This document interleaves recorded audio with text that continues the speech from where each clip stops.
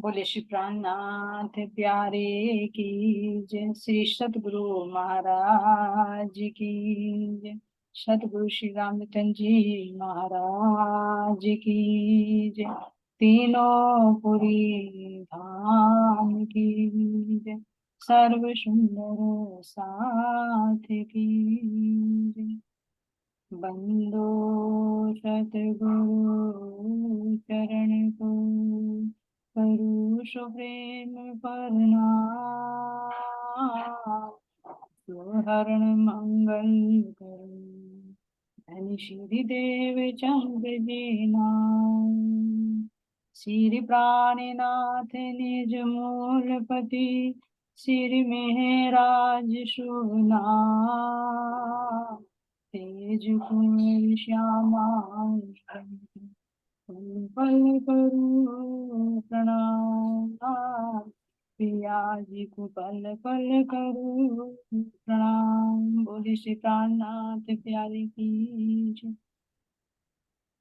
चर्चा प्रारंभ होते हैं सुनो साथ चित दे। भजो श्री राज श्यामा जी श्री प्राणनाथ सखी जीवन हमारे। श्री महामति के साथ जी भया चर्चा का वक्त। अब तुम सुनियो चित में लाल आगे आए बैठे न तखत। लाल आगे आए बैठे न तखत। बोले श्री प्राणनाथ प्यारे की जय। श्री सतगुरु महाराज की जय। प्राणादात्य जी आप सबके दान मित्र में विराजमान प्राण प्रियतम प्राण वल्लभ के नूरी चरण कमलों में कोटि कोटि सेकंड जी चलते हैं तक साहिब की तरफ। तो सुंदरता जी हमने सुना है प्रथम प्रहर है ना। प्रथम प्रहर में क्या क्या लीला बताई है कि किस तरह से श्री जी का जीना होता है, किस तरह से श्रृंगार होता है ना। छत्रसाल जी भी आते हैं, वे भी कैसे श्रृंगार हर सेवा में भाग लेते हैं। अब यहाँ पर स्वामी लालदास जी वर्णन कर रहे हैं दूसरे प्रहर का, है ना। तो दूसरे प्रहर में कौन कौन सी सेवाएं होती है उन सेवा का वर्णन यहाँ पर कर रही हैं। क्या कह रहे थे प्रसाद जी। अब कहो दूसरे पहर की सेवा साथ कीजे। जिन भात जो होत है हक मेहर उतरी। हक मेहर उतरी। बोले श्री प्राणनाथ प्यारे की। तो सुंदर साथ जी अब पहले ध्यान करिए, कह रहे हैं कि प्रथम प्रहर का तो मैंने वर्णन किया, तो अब दूसरे प्रहर का वर्णन कर रहे हैं। तो कैसे, किन लीलाओं का वर्णन कर रहे हैं जो हम अपने परमधाम में लीला करते थे। तो प्रथम प्रहर सुंदर शाह जी पहले परमधाम में ले जाकर करते हैं ध्यान को कि किस समय वहां पर कौन कौन सी लीलाएं होती। तो अब हमारा प्रथम प्रहर कहाँ से होता है, 6 बजे से शुरू हो जाता है ना। 6 बजे से पहले पहले ही क्या हो जाती है, हम जाते हैं, है ना। सुंदर सेजा का वर्णन आता है, फिर धाम धनी का कैसे उठापन करते हैं, उनका श्रृंगार करते हैं, फिर मंगला आरती करने के बाद कैसे हम सब अपने प्राण प्रियतम प्राण वल्लभ के संग कहाँ पर आ जाते सुंदर शाह जी, तीसरी भूमि। अब तीसरी भूमि पर आकर कैसे यहाँ पर फिर श्रृंगार होता है। झीलने की लीला होने के बाद में श्रृंगार होता है, सब अपने अपने मंदिरों में सजती हैं। श्यामा जी आसमानी रंग के मंदिर में और राज्य महाराज जी को दहलान में उनका श्रृंगार किया जाता है।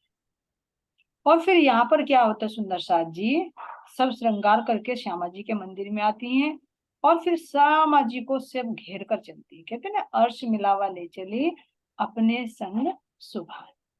तो यहाँ सारी रूहों को एकत्रित करके श्यामा जी वरमाला लेकर आती हैं। कहाँ पर, 28 स्तंभ के चौक में, जो 3 सीढ़ी चढ़ते हैं जहाँ। और राज्य महाराज जी दहलान से अगवानी करने के लिए आगे बढ़ते हैं। एक सीढ़ी नीचे धनी उतरते हैं और दूसरी सीढ़ी, एक सीढ़ी कौन, श्यामा जी। तो बीच की सीढ़ी पर मिला है ना। यहीं पर क्या करते हैं श्यामा जी, क्या करते हैं राज्य को तिलक करके माला पहनाती हैं, और राज्य महाराज जी श्यामा जी की जब मांग भरते हैं तो हम सबको अनुभव होता है कि हम सबकी मांग भर गई। फिर चबूतरे पर क्या करते हैं सुंदर साथ जी, राज्य महाराज जी का बाल भोग होता है, जिसमें कह रहे हैं कि मेवा मिठाई आरोग्य के उठे। इत 4 घड़ी लोग श्री राज जी बैठे, 4 घड़ी सुंदर साथ जी, यानी 4 घड़ी का मतलब 1.5 घंटा देखना। तो जो शुरू से बीता है समय यहाँ तक का 1.5 घड़ी बीत जाती है, 1.5 पहर कह रहे ना, 4 घड़ी यानी 1 पहर हो गया 3 घंटे।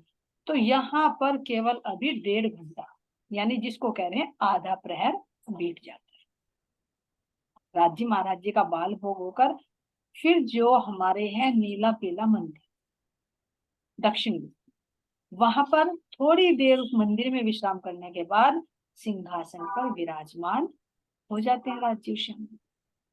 अब यहाँ सखियां क्या करती हैं, नृत्य की और गायन की लीला होती है। ठीक इसी समय, क्योंकि 4 घड़ी बीत गई, तो यहीं पर सुंदर शाह जी, यानी 4 घड़ी का मतलब 1.5 घंटा, तो 6 बजे से 7:30 बजे का टाइम हो जाता है। यहीं पर अक्षर भगवान भी श्री जी के राज्य के दर्शन करने आते हैं, और दर्शन करके वापस अपने धाम चले जाते हैं।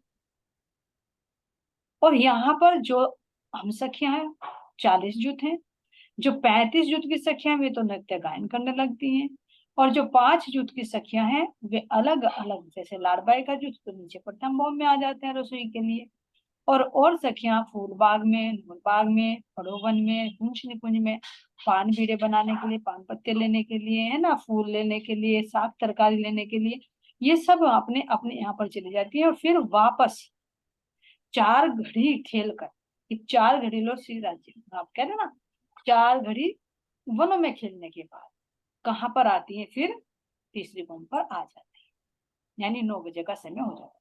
तो यहाँ तक का ये प्रथम प्रहर का समय सुंदर साथ जी बीत जाता है, यानी 6 बजे से और 9 बजे। अब 9 बजे से कौन सी लीला होती है, 9 बजे से 12 बजे तक दूसरा प्रहर चलता है।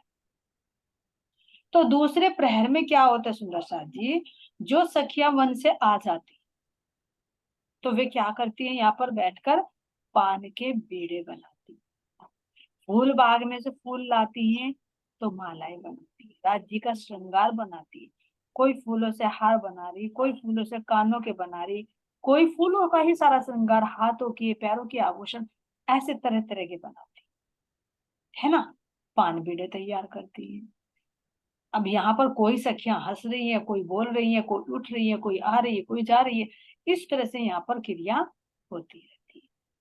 और जब यहाँ पर सुंदर शाह जी 11:15 बजे का समय होता है तो लाड़ बाई आती है और किसकी अर्जी करती है कि धनी जी आज्ञा पाऊं तो रसोई ले आऊं, क्योंकि रसोई तैयार हो गई, अगर आपकी इजाजत हो तो मैं रसोई लेकर आ जाऊं। तो धनी जी यहाँ पर आज्ञा दे देते हैं, पान बीड़े भी तैयार हो गए, क्योंकि वे भी पलंग के नीचे भर भर कर रख देती हैं, है ना। जो सखियां वनों में से जाती वे सारी आ जाती हैं, और जो नृत्य गायन करती रहती है, हंसी मजाक बातें करती रहती है, जो श्यामा जी कर रही है वो एक दूसरे को हंस हंस के बातें करती हैं। तो ऐसे यहाँ पर सुंदर साथ जी 11:15 बजे का समय हो जाता है, तो यहाँ से फिर आरोगने की लीला, राजभोग की लीला शुरू हो जाती है, और किस समय तक चलती है, 12 बजे, ठीक है।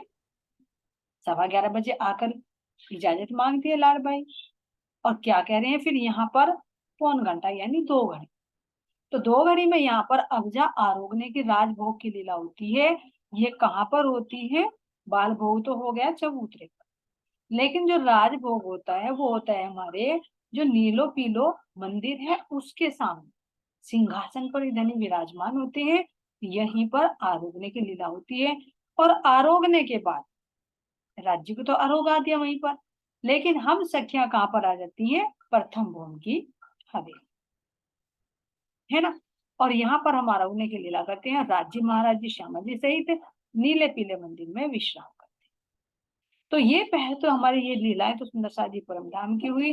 अब यहाँ पन्ना जी में उसी को एक माध्यम बनाकर उसी का ही एक संकेत ले लेकर यहाँ पर वो लीला हो रही है, क्योंकि परम धाम की लीलाओं का यहाँ पर अनुकरण किया जा रहा है, साक्षात उसका अनुभव किया जा रहा है। अब स्वामी लालदास जी यहाँ वर्णन कर रहे हैं कि मैं अवधूत तीसरे पहर का बताता। तो क्या कह रहे हैं? जिन भात जो होते हक मेहर उठ। अब जो सुंदर साथ कह रहे हैं कि 9 बजे से मैं 12 बजे तक की पन्ना जी में होने वाली लीला को मैं बताता हूँ, जो सुंदर साथ ने यहाँ पर किया। दूसरे प्रहर में यह लीला जिस प्रकार होती है उसका शब्दों में वर्णन प्रस्तुत है, और धामधनी की मेहर से ही इस लीला को कहा जा सकता है। अब कह कौन सकता है सुंदर साथ जी? धामधनी की मेहर से ही कहा जा सकता है। एक कहना हो गया, सुना सुनाया, एक कहना होता है उसको अनुभव करके बता, दोनों में अंतर होता है। कैसे? मैंने कोई चीज खाई, उसका मैंने चेतना में स्वाद का अनुभव किया, फिर उस स्वाद को, उस अनुभव को मैं शब्दों में कन्वर्ट, तो मैं बता रही हूँ, तो उसके पीछे वास्तविकता। और एक तुमने सुना कि भाई वो ऐसा मीठा है, खाया नहीं, उसको बता रहे हैं, तो तुम्हारे शब्दों के साथ में वो एहसास नहीं हो, और जो खाकर बताएगा तो उसके शब्दों में वो एहसास। तो इसीलिए स्वामी लालदास जी कह रही हैं कि मैंने उस लीला का अनुभव किया, उसका एहसास किया, जिस एहसास को मैं शब्दों में नहीं बता सकता। ये तो धामधनी की मेहर हो रही है, मैं जो उसको शब्दों में बयां करके तुम्हें बता रहा, नहीं तो वो ही जानता है जिसने उस सेवा में भाग लिया है। अब यहाँ पर सुंदर साथ जी कह रहे हैं, दो बाजू पलंग के बैठत लाल केशवदास, फुरमान हदीसा पढ़न की राज रिझावन आश। अब श्री जी हरिवंश के भाई के यहाँ से तो वापस आ जाते हैं बंगला जी में, तो तख्त पर विराजमान। अब ध्यान देना सुंदर साथ जी, महसूस करना कि कैसे कैसे ये पन्ना जी में, बंगला जी दरबार में ये लीलाएं चल रही है, और हम उसको अब देख रहे हैं। श्री जी क्या है? तख्त पर विराजमान है, और कह रहे हैं कि एक तरफ तो कौन है? केशवदास जी बैठे, और दूसरी तरफ कौन बैठे? सुंदर साथ जी, लालदास जी। अब लालदास जी क्या पढ़ते हैं? कुरान और हदीस। और केशवदास जी क्या पढ़ते हैं? भागवत और वेद, है ना। लालदास जी के हाथ में तो कुरान थमा रखी है श्री जी, कि जाओ तुम समझाओ, क्योंकि कुरान हर किसी के बस की नहीं है। फिर भी हम वेद शास्त्रों को तो आसानी से जान सकते हैं, लेकिन कुरान पक्ष को नहीं। और जो इतने हट्टी हैं कि जो सुनते नहीं, तो जैसे हट्टी होते हैं ऐसे के लिए एक दृढ़ आत्मा को खड़ा करना, तो स्वामी लालदास जी को कुरान की जिम्मेदारी। तो अब ये कुरान पढ़ रही हैं, और एक तरफ बैठे हुए भागवत और वेदांत पढ़ रहे हैं। ध्यान देना सुंदर साथी, पन्ना जी की लीला है ये पन्ना जी की लीला में अब वाणी चर्चा के अलावा कुछ नहीं होगा। और ये भी नहीं कि अभी भागवत भी आएंगी, सारे ग्रंथ आएंगे, परम धाम भी चलेगा। तो क्यों? क्योंकि 8 प्रहर वाणी चर्चा चलेगी। अब ये कौन सी वाणी चर्चा है? जो हम परम धाम में कह रहे हैं ना कि अब इस टाइम यहाँ पर वाणी का गायन होता है, कहते ना तीसरी भूमि पर। तो कौन सी वाणी है? वो धाम धनी से मीठी मीठी बातें ही तो है। नहीं तो यहाँ जो ये वाणी प्रकट हुई, आई तो परम धाम से, लेकिन ये वाणी थोड़ी गाई जा रही वहां पर। हम ये कहें कि इस समय वाणी का गायन होता है तीसरी भूमि पर। कौन सी वाणी का गायन होता है? अपने धाम धनी से दिल खोलकर बातें कर, अपनी सखियों से तरह तरह की हंसी टिटोली करना, प्राण प्रियतम के साथ में बहुत तरह से हास विलास करना। तो ये सारी लीलाएं ही वाणी है, और उसी का ही प्रकटीकरण यहाँ पर अब दिया जा रहा है। तो यहाँ पर भी उस वाणी का गायन हो रहा है। अब ये वाणी का गायन कर रही है, और साथ साथ में वेद कतिबों का भी यहाँ पर अध्ययन किया जाता है। क्यों? क्योंकि दामदनी उनके अंदर का बातुनी भेद खोल खोल कर समझाते हैं, वास्तविकता उनकी देते हैं, अपने मुखारविंद से वो वाणी का रस पिलाते हैं, जिससे हमारे अंदर की अज्ञानता हटती है। अब ये सुंदर साथ जी पढ़ क्यों रहे, इस पे ध्यान देना।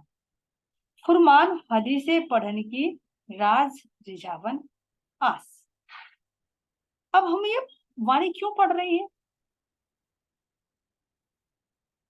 लालदास जी हैं, केशव दास जी भागवत पुराण की, उनको तो सारा ज्ञान है। जब मुल्ला मौलवी से बात कर सकते हैं, काजियों से बात कर सकते हैं, तो क्या लालदास जी को पता नहीं वो सारी बात का? पता है। केशव दास जी को क्या भागवत का पता नहीं? फिर भी पढ़ रहे हैं। क्यों पढ़ रहे हैं? धन श्री राज रिझावन आस, अपने राज्य महाराज जी को रिझाने के लिए। नहीं तो राज जी को भी पता है, श्री जी को भी पता है, लालदास जी को भी पता है, केशव दास जी को भी पता है, फिर क्यों पढ़ रहे हैं?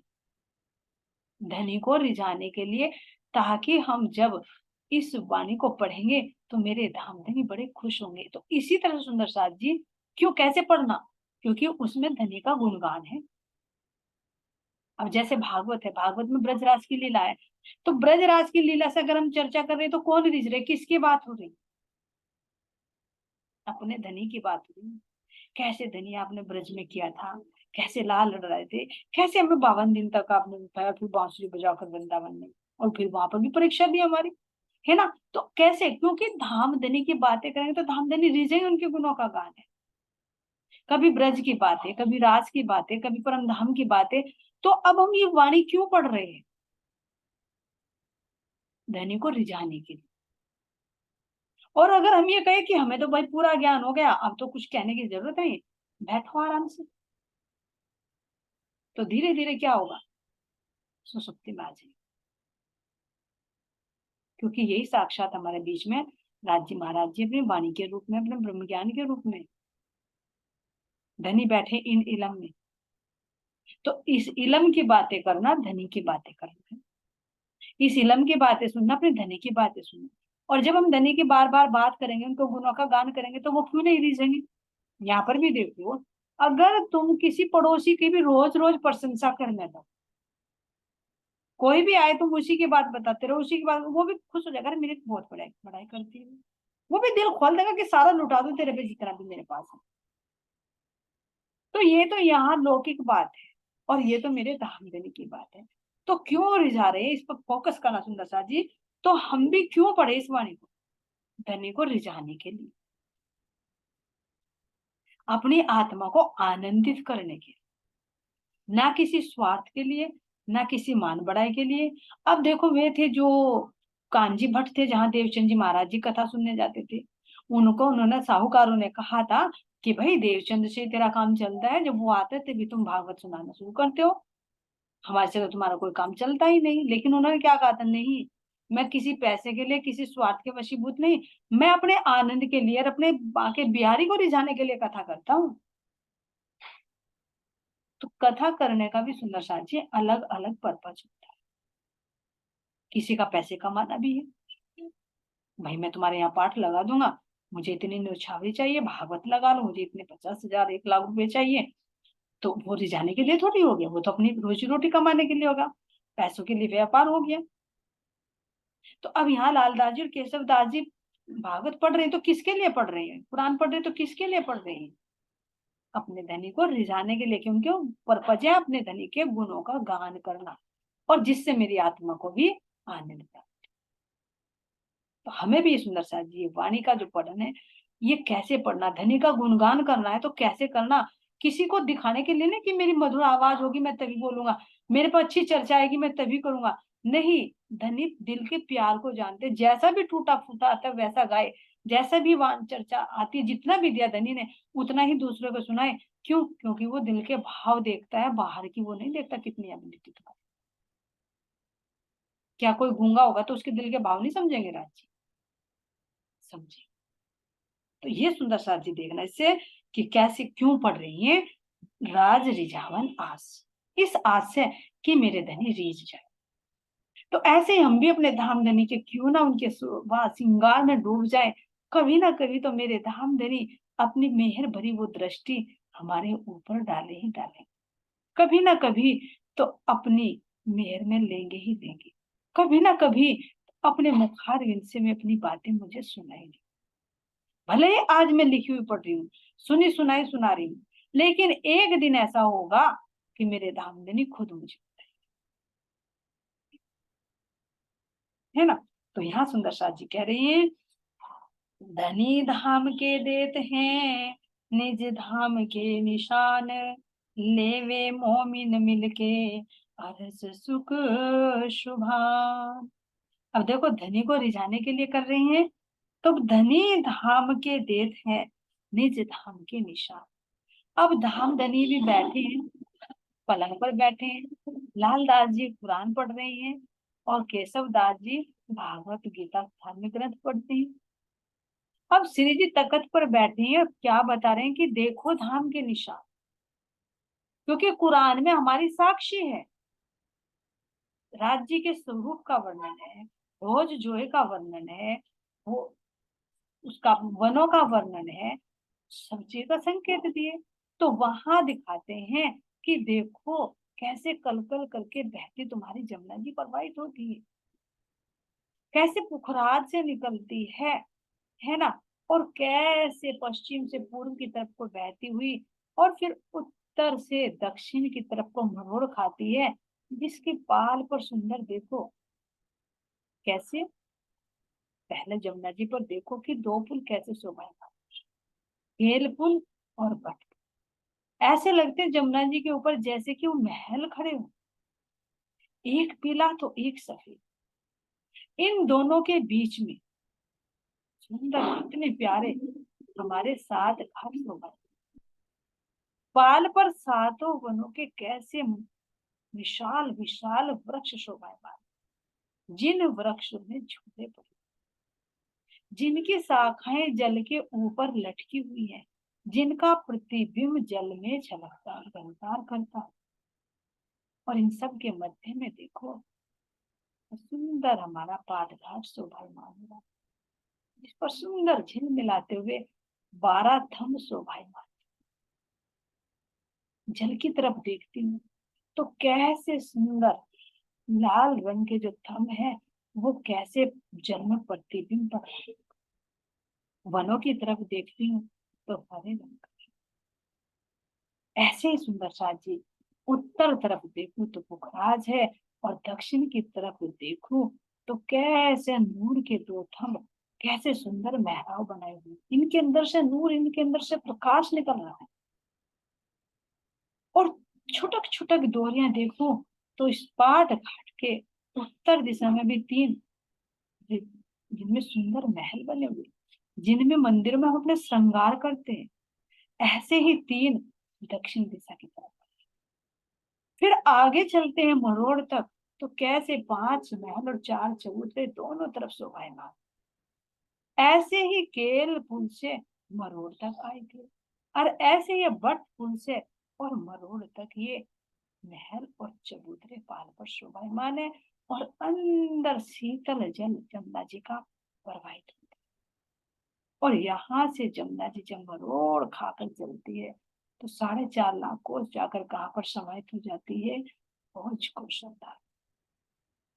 कितना सुंदर मेरा रंग बिरंगा भोज को सरताल है, जिसमें हीरे की पाल है, लेकिन जो 128 जो इसमें पहल आई है, 128 इसमें दोहरियां आई हैं, तो हर एक पहल का रंग अलग ही झलकार करता है, जिस पर चारों दिशाओं में सुंदर 4 घाट और मध्य में हमारा जल के बिल्कुल मध्य में टापू महल, जिसके 3 भौम और चौथी चांदनी, जिसके चारों तरफ सुंदर मुझे 64 बुर्ज नजर आ रहे, इसमें 4 दरवाजे और 7 बुर्ज लगा,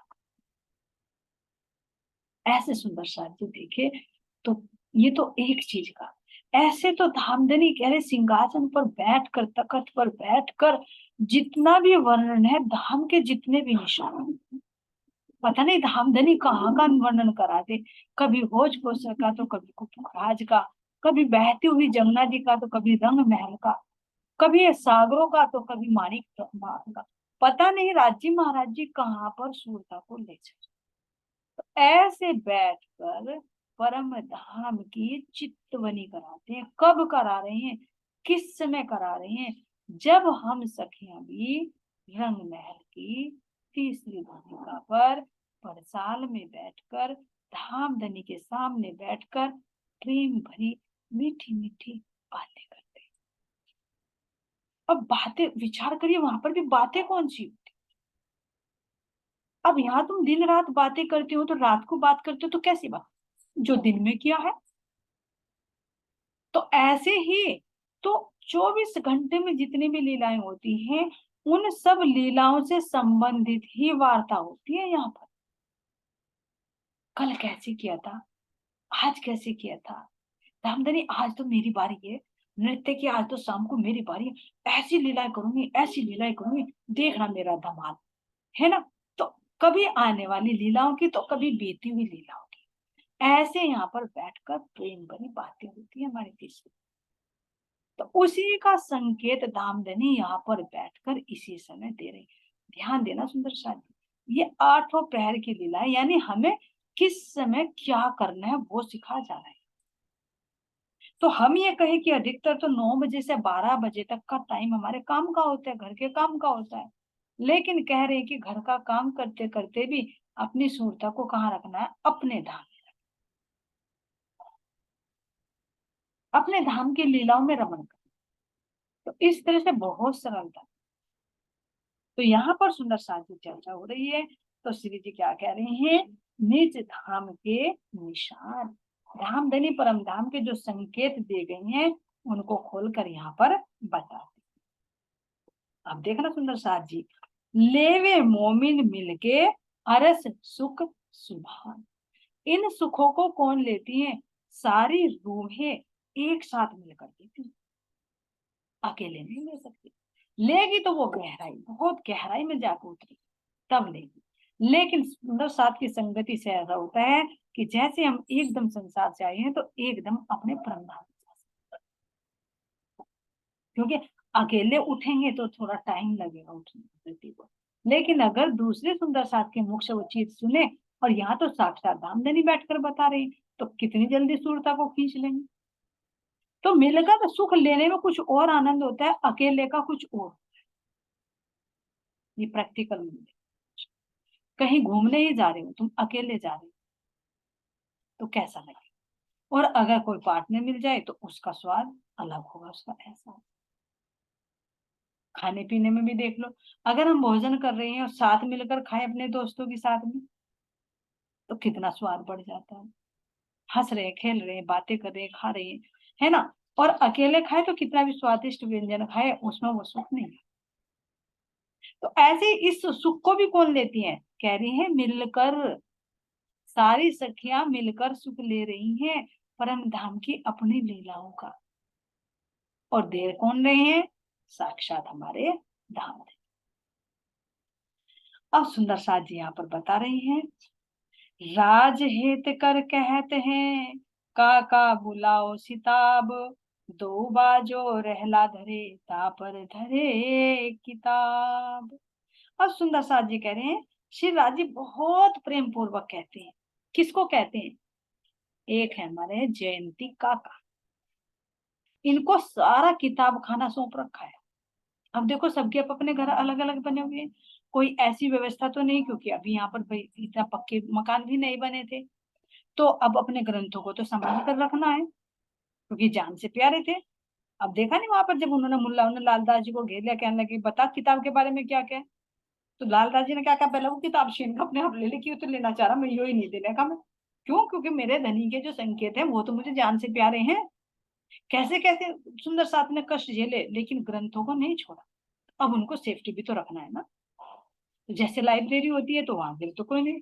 तो लाइब्रेरी यानी कौन बना रखा था, जयंती का।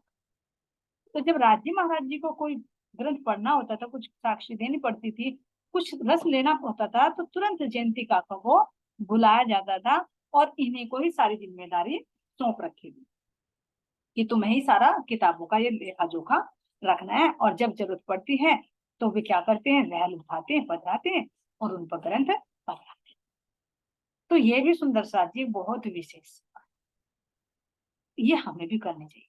किसी भी ग्रंथ जो हमारे पास में, उसे हमें लापरवाही से नहीं डालना, अच्छी तरह से सुरक्षित। ये नहीं कि कबाड़ खाने में डाल दी, रद्दी किताबों में जो पड़ी भाई उठा लेंगे, और देखा तो वो कुछ दिन उसमें धूल मिट्टी जमी पड़ी है और दिन के लग गई। ये ग्रंथ कोई ऐसे सामान्य ग्रंथ नहीं है सुंदर साथ, ये दिल राज्य के दिल की बातें हैं। जिनके लिए इतने ऋषि मुनियों ने तपस्या की है, और आज हम उसको ऐसे इग्नोर करते।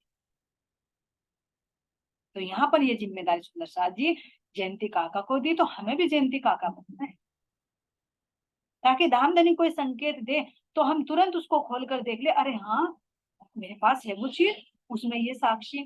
फिर हमें इधर उधर नहीं वो भटकना। फिर जयंती काका का काम भी हमें करना है सुंदर साथ जी। तो अब यहाँ पर देख रहे हैं सुंदर साथ जी क्या कह रहे हैं यहाँ, बाघाजी ले आवत आगे धरा जंगोठा, श्री राज रिज के लेवत वास्ते बैठक ओटा। अब बागजी भाई थे जो क्या लेते हैं, जंगोठा। जंगोठा क्या होता है, जैसे एक लकड़ी होती है ना, जिस पे श्री जी बैठते हैं उठते हैं तो उसका सहारा ले लेते हैं।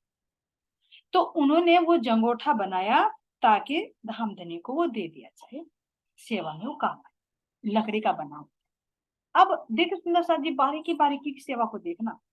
जो वनमाली दास थे, ध्यान देखना, जो वनमाली दास थे, श्री जी क्या कर रहे थे, जैसे तख्त पर बैठकर चर्चा कर रहे हैं, तो चर्चा करते करते क्या हुआ, एक दिन कमर में खुजली आ गई श्री जी के। तो वे बार बार कोशिश करे, बार बार कोशिश करे, कभी इधर को कभी उधर को, हाथ ही नहीं जा रहा है ना। तो ये बात किसने देखी है, वनमाली दास, कि श्री जी के कमर में खुजली हो रही है और उनका हाथ नहीं जा रहा, तो ऐसी भी परेशानी नहीं होनी चाहिए। तो लकड़ी का काम करते थे, तो उन्होंने क्या बनाया, वो हाथ का पंजा, जैसे प्लास्टिक के आते हैं ना बने हुए, है ना, तो उससे क्या किया जाता है, जहां तक हाथ नहीं जाता तो वो चलाता। तो उन्होंने क्या दिया, वनमाली दास क्या बनाकर लाते हैं, लकड़ी का पंजा, कि मेरे धामधनी इससे कमर खुजलाने की सेवा हो। देखो कितनी बारीकी से नोटिस करें, एक एक सेवा हो, कि मेरे धामधनी को जरा सी भी किसी चीज की कोई परेशानी ना हो। तो ये तो भाव किया सुंदर साथी बनमाली दास ने, जो पंजा दिया। लेकिन धामधनी क्या देंगे, वो हृदय में पांचों शक्तियों का प्रकाश दे देंगे। यहाँ का नकली पंजा, धामधनी असली पंजा देते। हम यहाँ के ग्रंथों को जयंती का आकार रख रहे हैं संभाल कर, वे उनका बातों नहीं देंगे, यहाँ की नकली सेवा के बदले असली फल दे रहे हैं। देखो सुंदर सा, वे धनी को रिझाने के लिए, केशव दास जी लालदास जी धनी को रिझाने के लिए ग्रंथ पढ़ रही है, लेकिन धामधनी ने उनके हृदय में ही पूरा प्रकाश डाल दिया, उनको ही रिझा लिया, कि कहाँ जाओगे तुम मेरी अंगनाई। तो ऐसे सुंदर साथ जी कोई भी सेवा हो निरर्थक नहीं जाती, हर एक सुंदर साथ का भाव देखिए।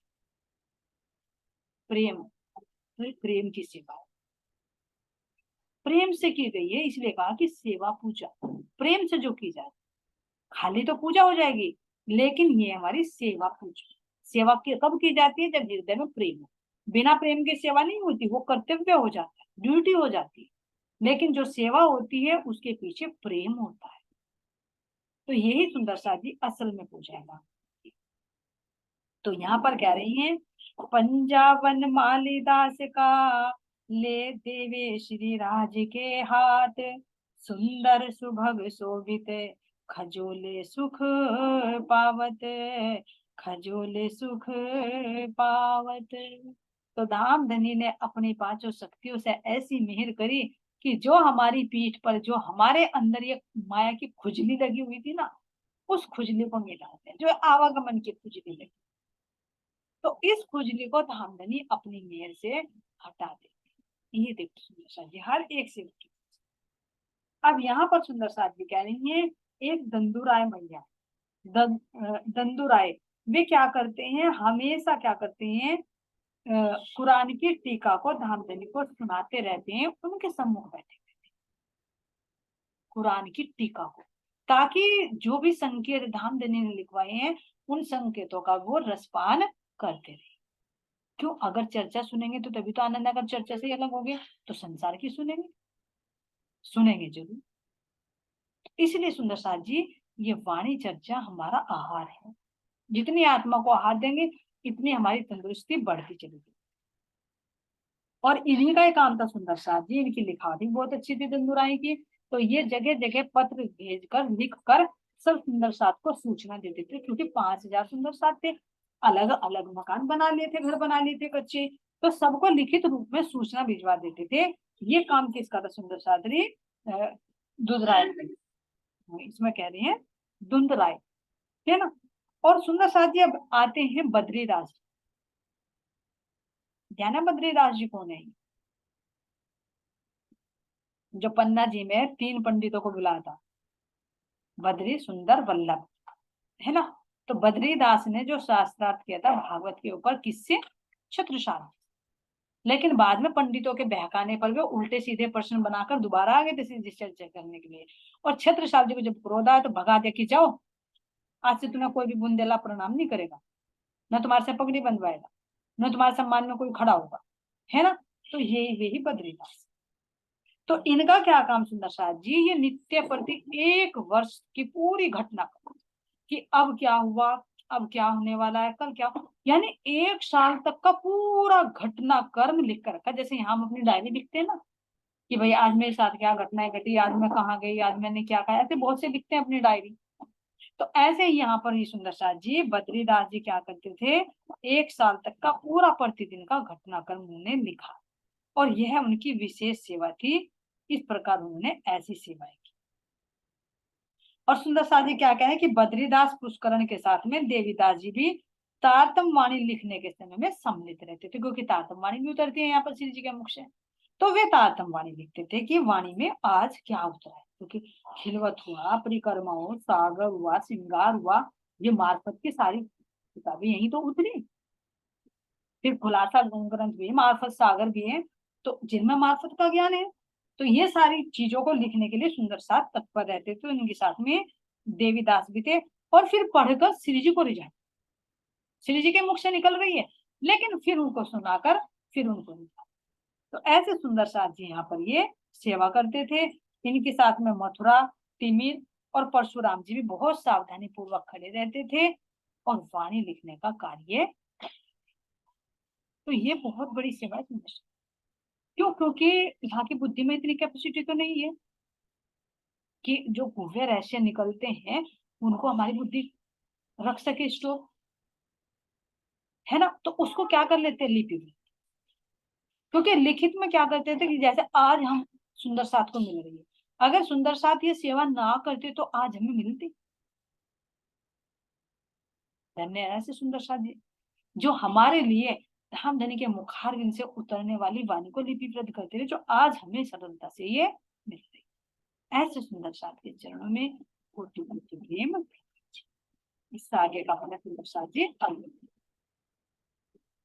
और बानी साथ ले खड़े ये जो लिखन हार, तथा मथुरा और तिमिर परशुराम खबरदार, परशुराम खबरदार। बोले श्री कान्नाथ प्यारे।